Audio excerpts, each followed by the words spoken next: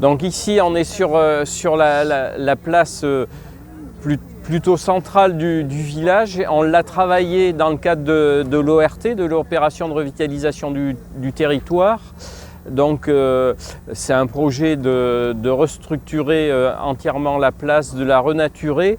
Et également ici nous avons le cinéma et à côté la salle des fêtes. Et il y a une réflexion qui est menée pour y créer un centre artistique. Parce que sur l'intercommunalité, on a une école de musique, mais on aimerait l'ouvrir à d'autres champs de la culture. Et donc, il y a une réflexion, un travail qui va être mené ici dans ce lieu pour que ce soit un lieu central, avec, on peut imaginer aussi un bar culturel autour. Enfin, il y a plein de choses à imaginer. Donc, c'est un des points forts de l'ORT ici. Voilà.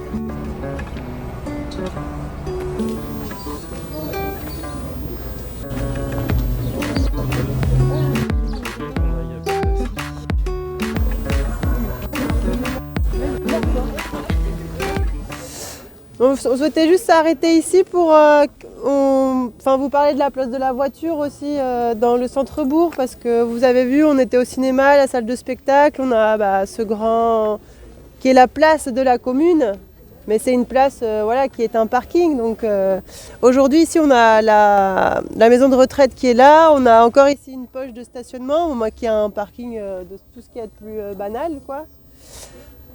Pour autant, c'est un parking qui est totalement saturé le dimanche parce qu'on a un marché devant la salle de spectacle, un grand marché dominical. Mais c'est aussi nous, techniciens, élus, on se pose cette question. Comment est-ce qu'on arrive à créer des espaces de stationnement dans une petite commune qui soit agréable, qui soit perméable Comment est-ce qu'on fait aussi, on recrée de l'espace public qualitatif sur ces poches de stationnement.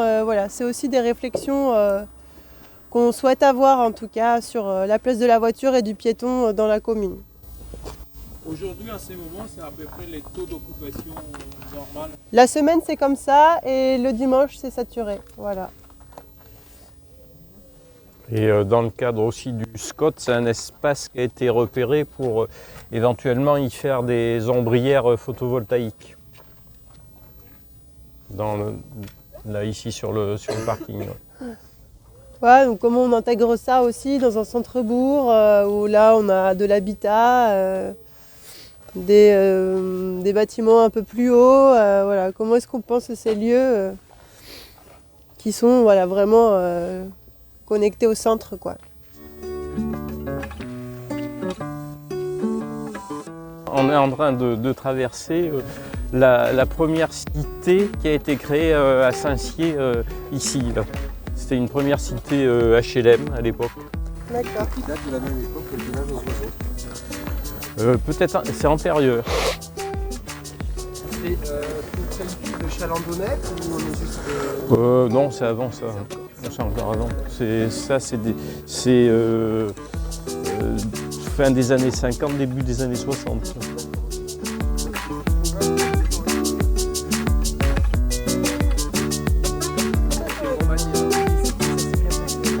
Donc ici, on est sur un ancien village de vacances, donc qui a été construit dans les années 1970 et aujourd'hui qui a vocation, il y a une partie des villas qui ont été aménagées pour recevoir des professionnels de santé, de médecine alternative. Et il y a d'autres maisons qui sont louées à l'année pour de la location pour des gens parce que ce sont des loyers qui ne sont pas très onéreux. Et donc là, nous, on est en train de rénover les villas pour les mettre aux normes énergétiques parce que ce sont des passoires, énergétiques. Donc on est en train de retravailler ça. Et on a aussi un projet avec l'intercommunalité d'avoir des maisons pour faire de l'accueil d'urgence parce que sur le secteur, on a beaucoup de violences intrafamiliales et il faut qu'on trouve des solutions sécurisantes pour les femmes qui subissent ça et les enfants. Donc on est en train de travailler ce côté-là aussi, de pouvoir accueillir du logement d'urgence, du logement pérenne pour d'autres personnes et ce lieu pour les médecines alternatives où les praticiens sont contents d'être dans cet endroit-là parce que c'est un parc qui a aussi des énergies plutôt apaisantes, donc ils aiment bien être là. Et c'était le parc de la maison de retraite qui est sur la rue quand on arrive sur Saint-Sié. Et on voit là on voit des bâtiments, c'est la maison de retraite là. Et au départ c'était une maison bourgeoise, donc c'était le parc de la maison bourgeoise qui était ici. Alors il y a un musée. Il fonctionne toujours. Voilà. Du 15 juin au 15 septembre. Le mercredi et samedi, je ne sais plus si c'est le matin, je crois que c'est après-midi. Voilà, donc c'est pareil. C'est le musée du Saint-Sié d'autrefois. Et en face du cinéma, on avait le musée du tuto archéologique. Et le but, peut-être un jour, ça serait de les rassembler les deux. Tout à fait. Voilà, après, il faudra qu'on ait un lieu adapté, parce que là, c'était un préfabriqué, enfin pas un préfabriqué, mais c'était quelque chose qui avait été rajouté, qui servait de conciergerie quand c'était le village de vacances. Voilà, donc on va continuer notre périple, on va repartir dans l'autre sens. On va peut-être passer par là, parce que le trottoir est plus là.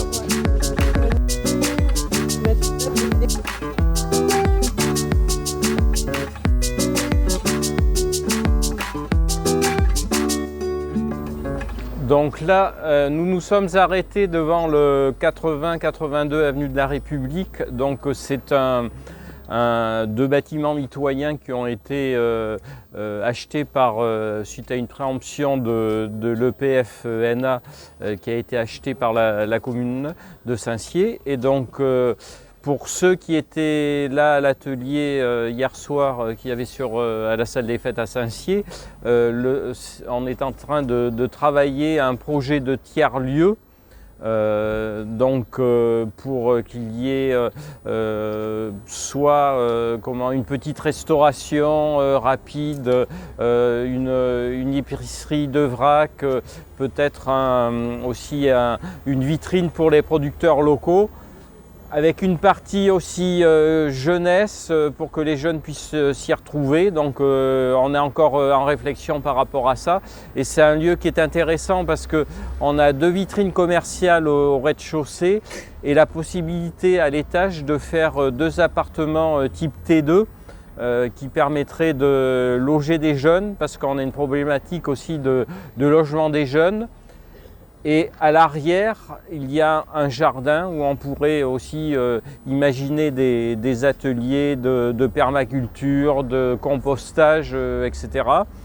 On peut faire aussi une terrasse en extérieur à l'arrière. Et ici, on a la possibilité d'être sur le parvis de cette place pour pouvoir aussi faire de l'animation, etc. Et puis, à l'attention des paysagistes, on a une fontaine, mais qui, dans sa conception originelle, n'était pas sensationnelle parce que c'est pas étanche.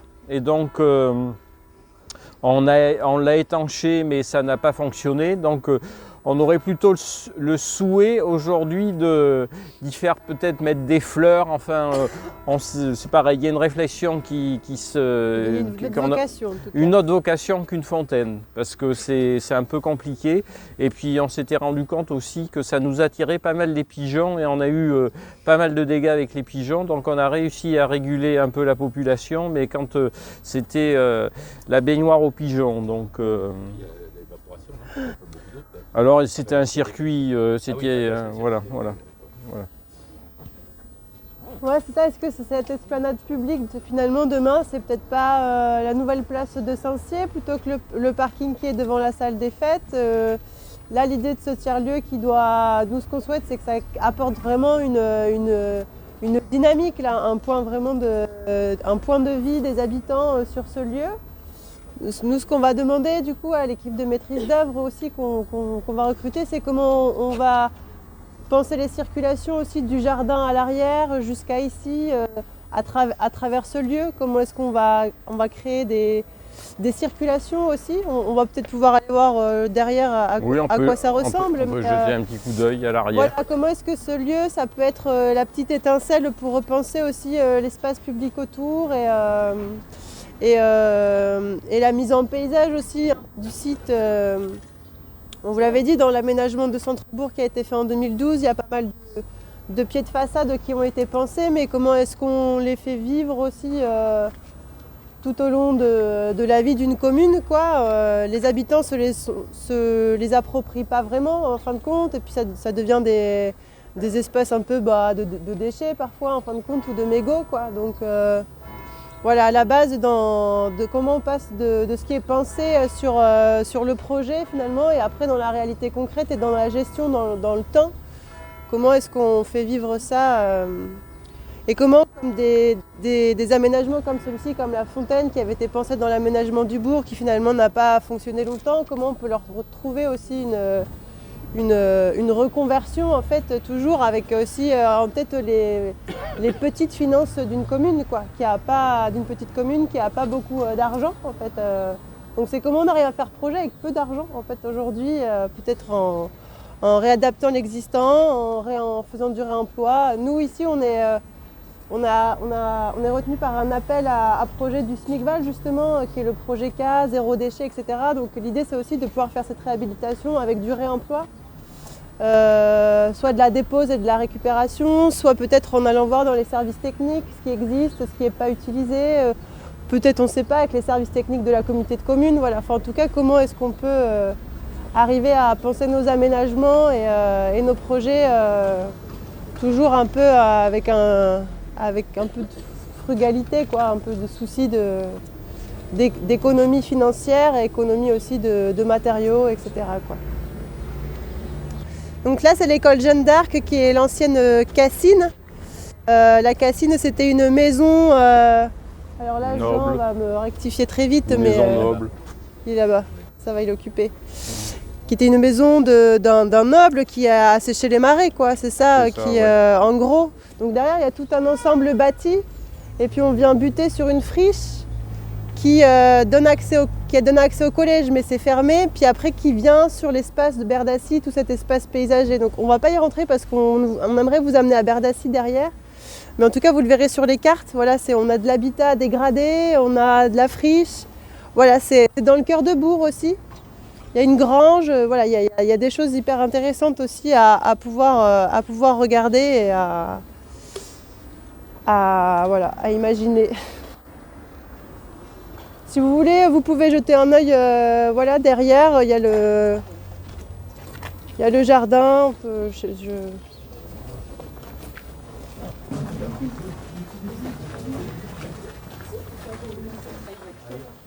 Donc ici, il y avait une friche avant, il y avait une arrière-cuisine et là, un hangar qu'on a fait démolir parce qu'ils étaient très vétustes, ça s'écroulait. Donc on n'a pas beaucoup d'habitats très enchevêtrés comme dans des vieilles villages médiévaux.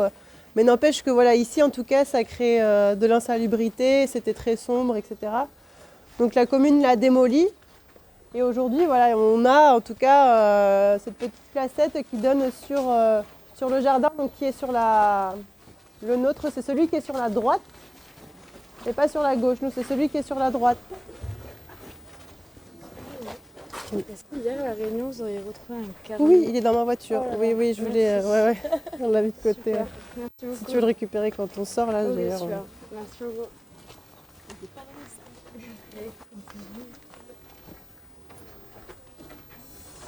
Bon, on continue.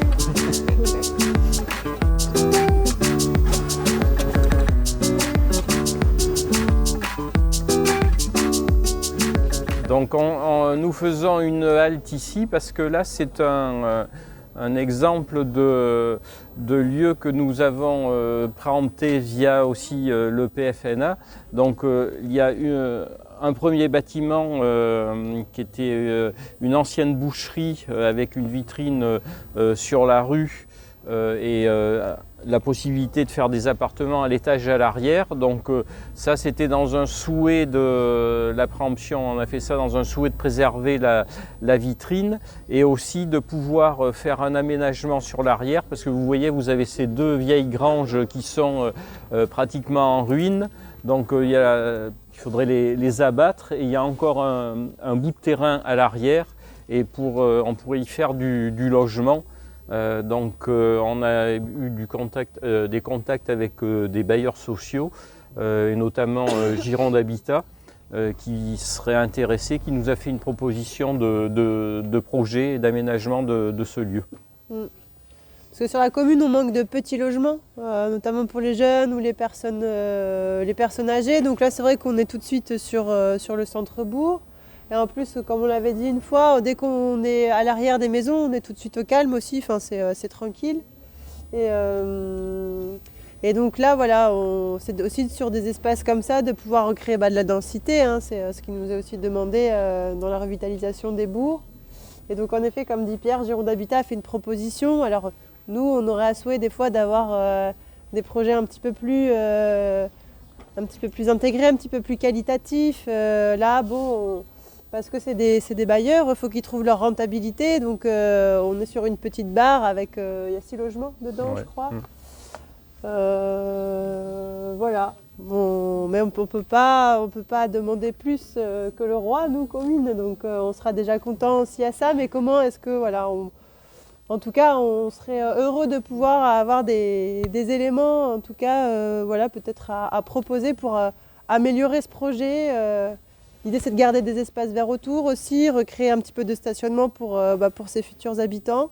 Ici, on a une venelle, là, c'est un passage, comment un droit de passage pour les maisons qu'il y a derrière. Voilà, c'est un projet qui doit voir le jour en tout cas. Vous pouvez voir derrière, il y a le petit jardin qui est derrière. Et puis, après, on arrive sur un premier lotissement.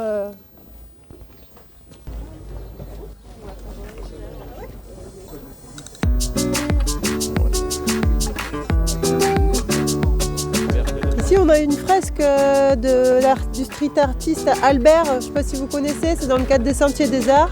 Voilà. Ici, c'est la mairie.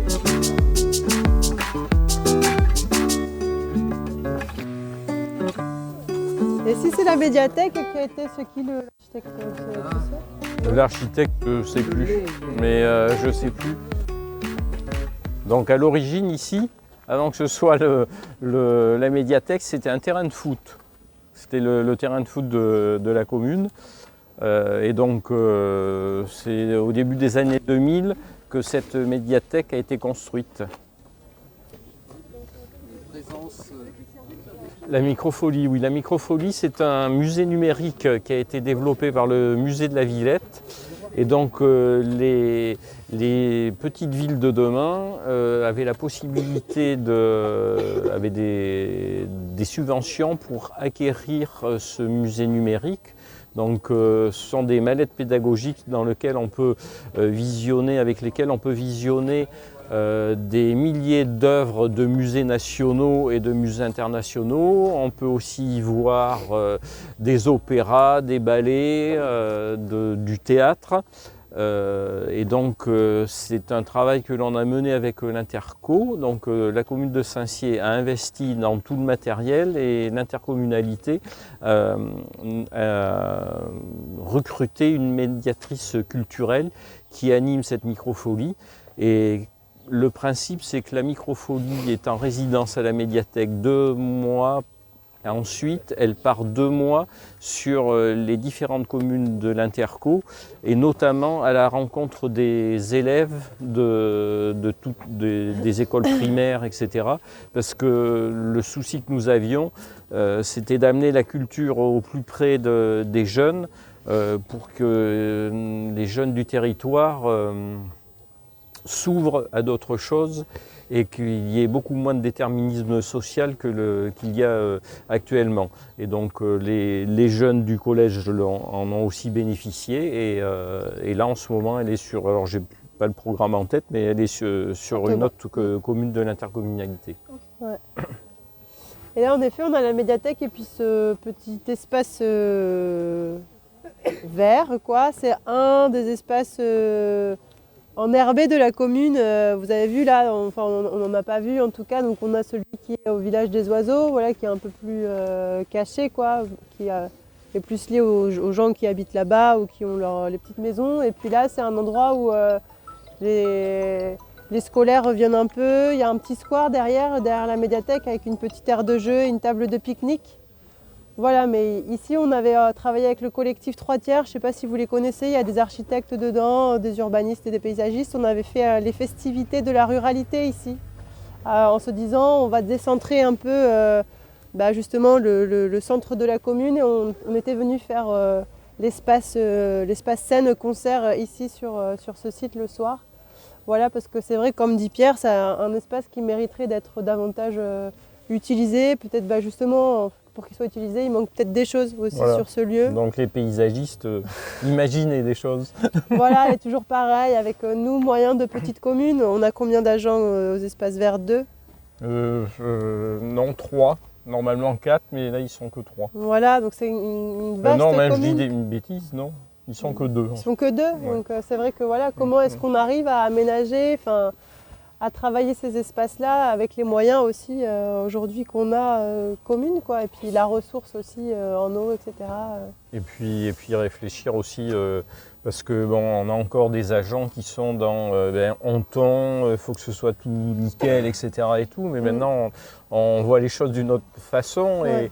Et pour la nature, pour les insectes, etc. Donc il y a une autre gestion qui peut être amenée, et donc il faut redéfinir les espaces autrement. Ouais. Donc tout ça, ça peut être très intéressant.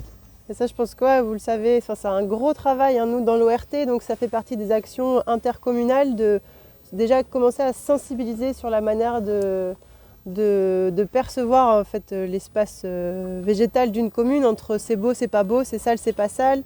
Et c'est vrai que voilà, on a encore, nous, pas plus tard que cette semaine, des gens qui sont venus dire que devant la mairie, on a cet espace vert là où l'herbe pousse, que c'était sale, que c'était dégueu et que c'était pas entretenu, quoi. Donc dès que l'herbe pousse, c'est considéré comme quelque chose, voilà, pour certains c'est l'appellation qui a toujours été mauvaise, parce qu'on dit que c'est de la mauvaise herbe. Mais non, c'est de l'herbe. Voilà. Et comment est-ce que voilà, nous, on va travailler sur un programme comme ça de sensibilisation et des élus et des agents et aussi des habitants, voilà, aussi à changer leur regard sur ce type d'espace, pour qu'aussi on arrive à changer les pratiques et puis à changer aussi les aménagements. Donc ça fait écho aussi à ce que vous avez vu hier au port des Calonges avec le collectif Jeunes Pousses et Vieilles Branches qui expérimente un jardin-forêt sur un espace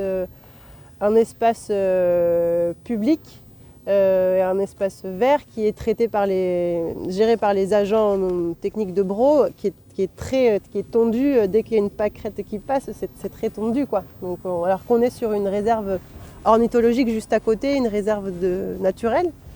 Donc, comment est-ce qu'on peut s'inspirer aussi de ça? Voilà, il y a des initiatives locales aussi qui sèment comme ça et qui pourraient nous inspirer. Tout à fait. Une réflexion sur le patrimoine arboré, parce qu'on voit aussi beaucoup de la présence vraiment d'essences très horticoles, appartenant vraiment à l'aménagement des années 70, qui cohabitent avec des essences plus forestières et tout. Est-ce que vous avez mené une réflexion un peu sur ce patrimoine? Non. Pas du tout. Voilà, des tout petits tours d'arbres, enfin, non, pas du tout, ouais. Parce qu'on voit des sujets qui grandissent pas beaucoup. Ouais.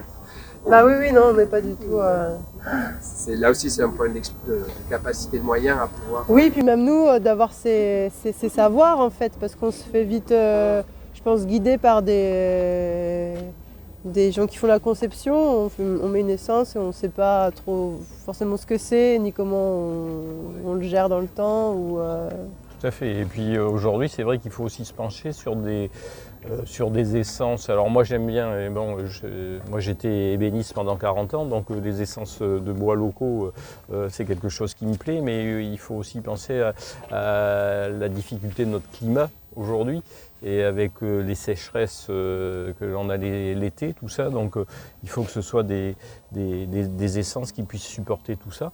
Et puis, bon, moi je ne vais pas vous l'apprendre, mais aujourd'hui on sait que les arbres peuvent communiquer entre eux, s'aider, etc. Donc il y a peut-être d'autres façons de repenser tout ça.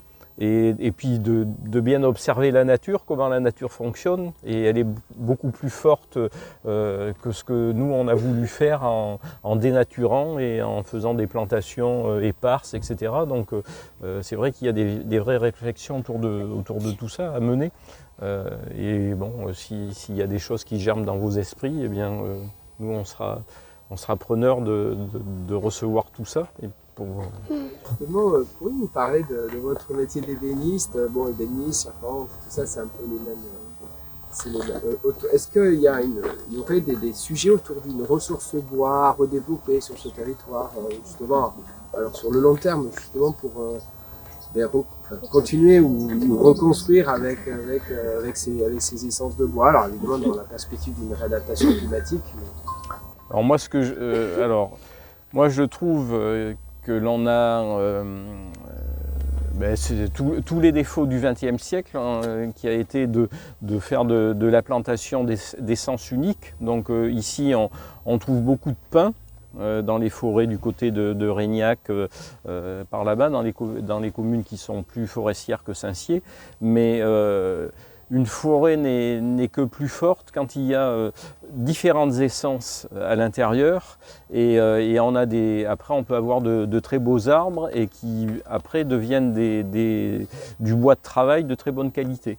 Et donc il faut les anciens, ils étaient attentifs à tout ça, et les anciens, ce qu'ils faisaient, c'est qu'ils plantaient un arbre à la naissance d'un enfant. Et comme ils réfléchissaient dans le temps long, eh bien, au bout de 100 ans, eh bien, la génération suivante pouvait utiliser l'arbre pour faire de la charpente, faire de la menuiserie, faire du meuble. Et donc, il y a des belles essences qui disparaissent. Et, moi, je pense aux noyers, aux merisiers, aux cormiers. Ce sont des essences d'arbres que l'on voit peu aujourd'hui, ou beaucoup moins. Et donc, tout ça, ce serait important de refaire vivre nos forêts avec toutes ces essences-là. Il y a des chênes ici, mais on a fait de la monoculture, donc on a replanté beaucoup de pins. Et ce qui était intéressant, quand il y avait les essences étaient mêlées, par exemple, quand vous aviez des pins et des merisiers, eh bien ça permettait aux merisiers aussi d'aller chercher la lumière, donc de monter plus haut, d'avoir moins de branches dans le bas du tronc, et donc vous aviez des arbres avec des fûts qui étaient beaux, qui avaient beaucoup moins de nœuds puisqu'il y avait moins de départ de branches. Et donc moi j'ai vu des arbres arriver comme ça, des planches arriver comme ça à l'époque de mon grand-père et de mon père, parce que moi je suis issu d'une famille d'ébénistes depuis 5 générations, et après tout ça s'est perdu. Et il fallait la rentabilité à tout prix, etc. Donc tout ça est à repenser, est à revoir et à revenir sur des bases qui étaient plus constructives et qui permettaient d'être au plus près de la nature. Est-ce que ces essences, on les trouvait dans les haies du marais? Est-ce que c'était des essences qui poussaient dans le marais, ces arbres Alors non, c'était plutôt des arbres qui, après, des arbres de haies pour faire du travail, c'est pas forcément adapté, parce qu'une haie, c'est plutôt, ça dépend la hauteur de ta haie, etc. C'est plus des arbres de futaie, plutôt que des bois de taillis. Oui. Vous parlez de culture auprès des jeunes. Est-ce qu'il existe des espaces aménagés pour les activités sportives?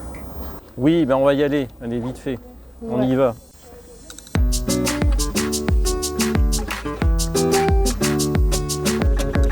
Donc là, ça c'était le lavoir communal.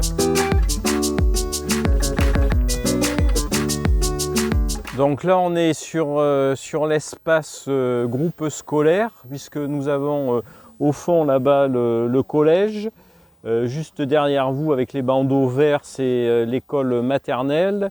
Et derrière là-bas, le bâtiment avec un étage que l'on voit, c'est l'école primaire. Et nous avons aussi des équipements sportifs avec le gymnase qui est là et à côté un dojo et une salle de danse. Donc là, par rapport à cet espace-là, on est en train on a travaillé un sens unique pour les bus parce que à la rentrée scolaire, on a retravaillé aussi les parkings parce que c'était un peu l'anarchie entre les véhicules des parents, les bus, parce qu'il y a, je sais plus, il y a 15 ou 16 bus qui viennent. Donc la circulation n'était pas très sécurisante pour les piétons. Donc on a retravaillé tout ça et on est en train de, j'espère que ça verra le jour cette année, un sens unique pour les bus qui passera entre les arbres là-bas et qui, vous voyez le bus qui est là-bas, qui va ressortir sur la voie qui est ici là. Et parce que c'était, bon, c'est un vrai bazar. Ouais, donc on va réorganiser ça et on est également en train de travailler un réseau de chaleur entre l'école élémentaire, le collège et l'école maternelle, parce que au collège, il y a une chaudière biomasse à pellets de bois, non pas à pellets, à plaquettes de bois, qui a la capacité, qui est surdimensionnée, donc qui aurait la capacité d'alimenter un réseau de chaleur pour ces trois pôles qui sont relativement proches les uns des autres. Et donc tout à l'heure j'ai eu une question par rapport aux aménagements sportifs. Donc ici on en a une partie. Et on a aussi derrière là-bas un terrain de foot avec une piste d'athlétisme qui sont des lieux qui sont très utilisés par le collège. Et qui peuvent y aller, c'est proche, donc ils peuvent se déplacer à pied. Est-ce que vous avez des besoins d'équipement sur la commune ou l'intercommunauté? Alors en termes d'équipement, vous voulez dire sportif ou Globalement, globalement, nous sur Saint-Sié, ce serait plutôt un équipement culturel comme je l'ai évoqué ce matin dans le centre-bourg. Après, en termes d'équipement sportif, c'est plutôt Bro qui porte ça. Et dans l'ORT, c'est pareil, on a imaginé une piste cyclable reliant Saint-Sié et Bro, justement eu égard au sport à Bro et à la culture sur Saint-Sié, pour que donc une piste cyclable qui serait vraiment sécurisée, parce que envoyer des jeunes enfants sur la route entre Bro et Saint-Sié, c'est un peu assez risque et péril. Donc ce serait intéressant de travailler ça et d'aboutir sur cette piste cyclable pour sécuriser les déplacements doux et pour laisser de côté la voiture. j'en profite juste. Il y a pas mal de groupes là, qui travaillent sur la question de mobilité. Donc après, la piste cyclable en fait partie. Vous pouvez nous en dire deux mots du point de vue vous en avez parlé ensemble sur là où la plupart d'entre elles ont 20 ans. Comment ça se passe d'avoir 20 ans à Saint-Sié par rapport à cette question de mobilité, les réflexions que vous comptez alors forcément des échelles qui sont un peu plus larges. Mais la mobilité, c'est compliqué. Parce que donc il n'y a pas de réseau de transport en commun qui sont pratiques. Donc il y a beaucoup de déplacements qui se font avec la voiture, très peu en vélo, alors qu'on pourrait beaucoup plus l'améliorer. Alors peut-être pas en créant partout des pistes cyclables, mais en créant des voies sur les chemins vicinaux, communaux, qui soient repérés et partagés. en les sécurisant un peu ou en faisant du marquage au sol, je ne sais pas moi, des choses comme ça, parce que ça limite les coûts, parce que si on crée des pistes cyclables partout, après il y a un entretien spécifique et tout ça, donc c'est plus compliqué, mais justement c'est des choses que l'on a évoquées également au sein de la communauté de communes pour relier nos communes les unes entre elles par des voies douces qui soient peut-être, voilà, comme je le disais, emprunter les chemins existants, mais en y mettant de la signalétique et puis en les partageant avec les véhicules, mais en faisant en sorte que ce soit le plus sécurisant pour les utilisateurs de vélos. Vous n'avez pas de gare aussi? Il y a une voiture.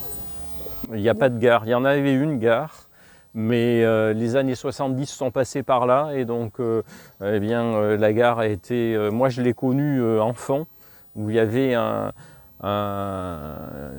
c'était un locotracteur, donc un locotracteur c'était un diesel, et avec un wagon de marchandises qui reliait Saint-Cy à Blaye.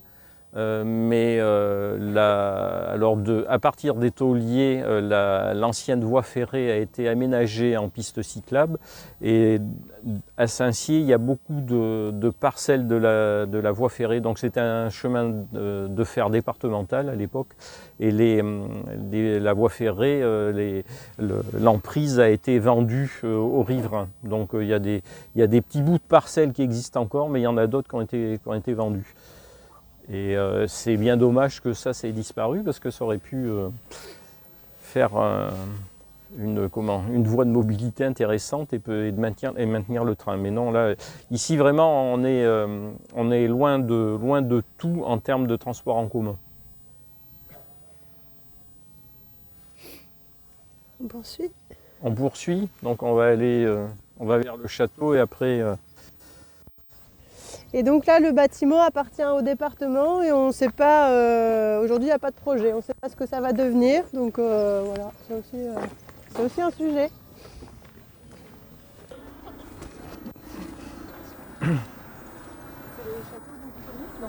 Oui, c'est ça.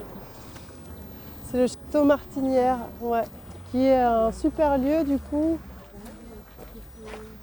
Derrière ces deux annexes, il y en a une où la municipalité a souhaité faire une petite maison de chasse d'un local pour les chasseurs.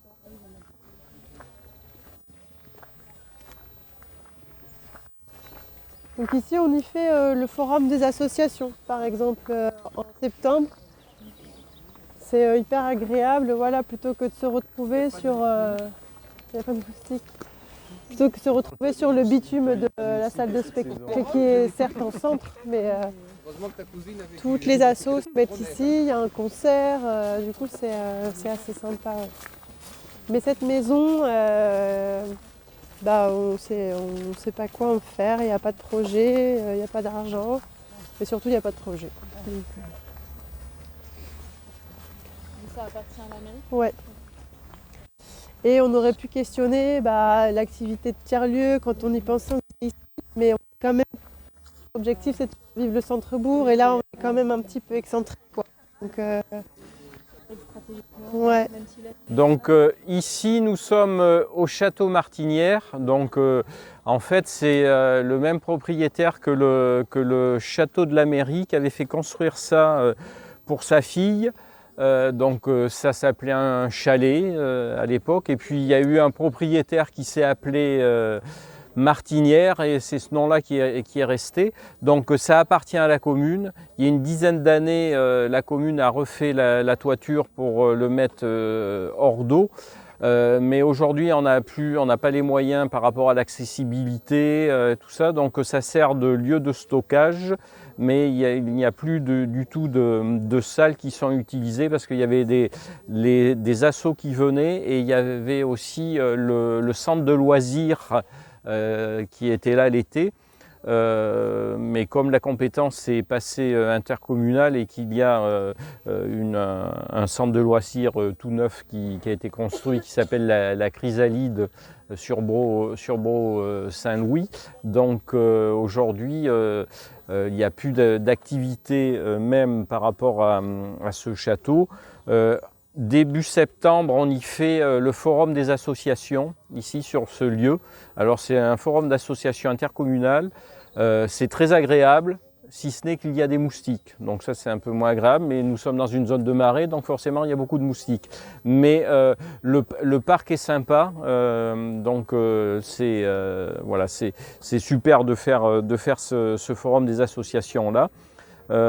Donc on n'a pas vraiment de projet là-dessus. Moi j'y verrais bien, il faudrait lancer un appel à projet je ne sais plus comment on appelle ça, d'intérêt, je ne sais pas quoi là, pour éventuellement, pourquoi pas un restaurateur, peut-être quelques chambres, enfin je ne sais pas, mais parce que pour moi il y a un potentiel dans ce lieu.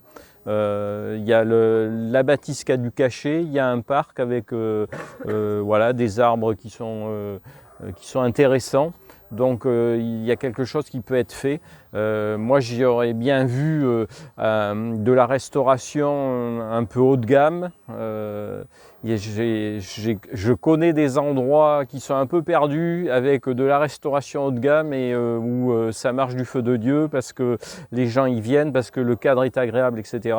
Avec des possibilités de manger en extérieur. Donc voilà, c'est des choses comme ça qui m'ont traversé l'esprit. Il y a une demande de ces types d'équipements dans la commune, de restaurateurs, de gens spéciaux. Bien, alors en termes si on réfléchit en termes de tourisme, on a un lieu intéressant avec Terre d'Oiseaux. On a très peu d'hébergements touristiques. Parce qu'il faut savoir que pratiquement toutes les personnes qui ont des gîtes, aujourd'hui ces gîtes sont loués pour les travailleurs de la centrale, parce qu'il y a ce qu'ils appellent des arrêts de tranche où il y a même des moustiques à notre saison. Voilà.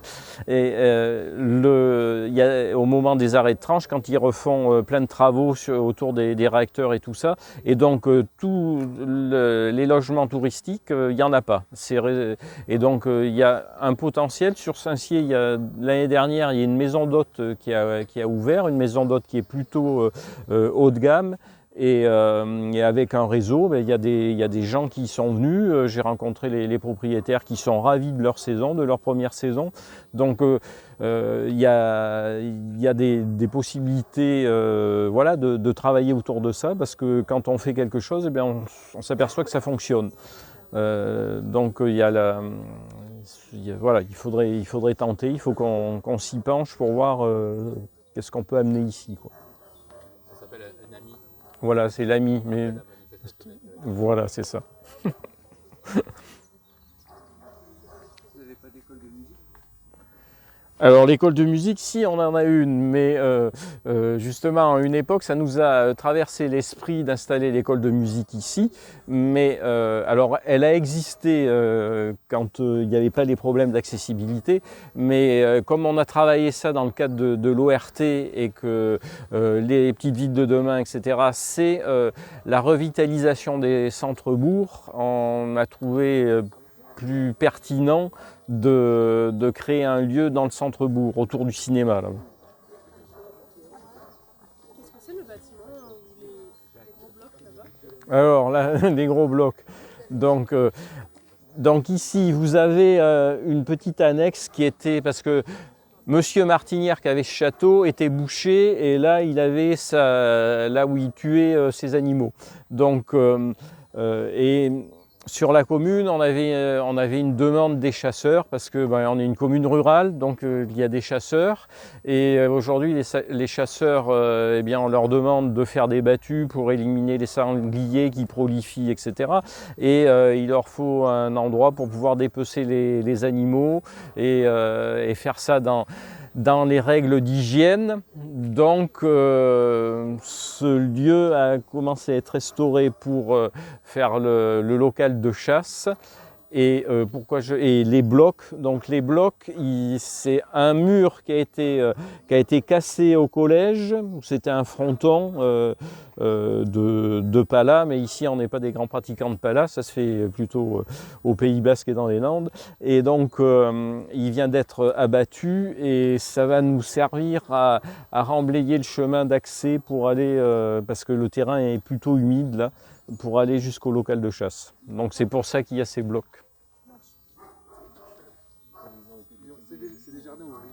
Alors voilà, on va y aller aussi.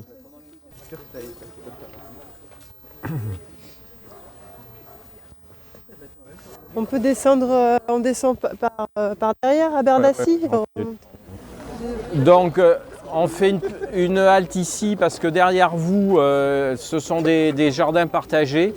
Donc moi je suis content parce que cette année, il y a des jardiniers assidus qui ont pris ces jardins parce que ça a été un peu fluctuant. Et là, il y a des... Donc bon, là, c'est pas la bonne période. Et en plus, il a beaucoup plu, donc on voit pas grand-chose. Mais il y a des jardiniers qui sont... des fervents cultivateurs, donc il y aura certainement plein de choses au printemps. Donc tout à l'heure, quand on a évoqué les lieux sportifs, donc là on ne le voit pas, c'est un peu plus haut, mais comme vous êtes un peu avec le timing, vous êtes un peu juste, on ne va pas y aller. Donc il y a le terrain de foot avec la piste d'athlétisme. À côté, là, il y a la caserne des pompiers. Là, ce sont les services techniques de la mairie. Et à l'arrière de ça, nous avons le lac de Berdassi, qui est donc c'est un lieu qui est le lac, l'étang de Berdassi. Non, c'est pas un lac. Effectivement, c'est plutôt un étang. Puis ça convient mieux au lieu. Donc c'est assez remarquable parce que c'est un creux de vallon avec une petite rivière qui alimente cet étang. Donc c'est un étang artificiel qui a été créé, je sais pas, dans les années 90 ou début des années 2000. Et donc pour l'avoir visité, c'est dans la trame Natura 2000, donc pour l'avoir visité avec l'agent de l'intercommunalité qui s'occupe de Natura 2000, il m'a dit mais c'est vrai que ce lieu est plutôt chouette et ce serait intéressant de le classer en espace naturel sensible, donc c'est un classement du département. Et là en ce moment il y a les études faunistiques qui ont lieu, donc hier soir et ce matin il y avait voilà, il y a un scientifique qui est là pour faire des repérages sur je ne sais pas quelles espèces il regarde en ce moment, si ce sont les batraciens ou je ne sais pas. C'est un lieu qui n'est pas accessible. Si, il est accessible. On peut accéder par là et un autre accès derrière. Mais style rando, quoi. Alors, il y a un petit cheminement qui fait le tour, quoi. Voilà. Ouais. Et quand ils ont la municipalité qui a créé cet étang, ils avaient fait autour un parcours sportif. Mais donc moi, c'est pas mon souhait que ça redevienne un parcours sportif. D'ailleurs, on a démonté parce qu'il était en désuétude. Et c'est plutôt pour en faire un parcours pédagogique pour les jeunes, mais aussi les moins jeunes, puisque si on peut mettre des petits panonceaux pour dire là, il y a telle plante qui est endémique, etc. Donc ça peut être aussi au niveau de la faune et de la flore, ça peut être intéressant. Et comme c'est un creux de vallon, on a toutes les espèces qui aiment l'humidité, qui sont proches, qui sont dans ce vallon. Et sur les hauteurs, il y a des parties plus secs où il y a des essences d'arbres qui aiment plutôt des terrains plus secs. Et il y a des petits bouts de prairies résiduelles aussi, donc c'est plutôt intéressant comme pour en faire un lieu pédagogique. Et on va le travailler avec le collège. On a eu une rencontre, c'était la semaine dernière, plutôt intéressante avec les profs de SVT, même ils ont l'intention de mélanger que ce soit la physique, le français, etc. Parce que peut-être que c'est le collège qui créera les petits panneaux explicatifs, donc ils vont faire des mesures par rapport à l'oxygène de l'eau, etc. Donc il y a un travail intéressant qui peut être mené avec les jeunes du collège. Bon, écoutez, on vous remercie beaucoup, monsieur le maire. Mais écoutez, c'était un plaisir.